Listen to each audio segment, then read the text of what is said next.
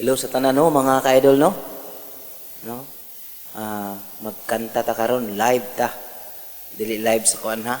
Ang ato alang boses dili kuan dili lip sync. Bali buhay na buhay siya. Ara makanta ta ha. Ma-shout out taw niya. Kanta sa ko. Kabugnaw daw murang guys, kanang relasyon nga wa ni fay. Kay ang iyang mga dream daw para pas-asin. Abi na ko gang relasyon nila stronger kaysa uban nga murag dula lang. Kung kinsa tong nag-LDR mao'y nagdugay, ay pagkasakit sa dughan mo o pagkapait sa love life mo. Kay ang imo ang gigugma na ay another.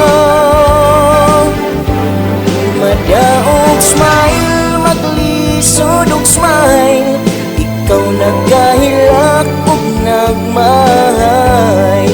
Puslan man nga di nimo makit-an ang imong forever. Bir paday.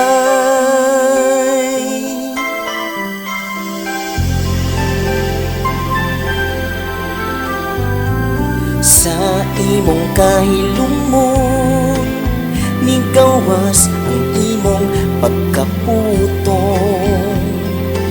I-aksyon ka o maoy kay wakat kapugong.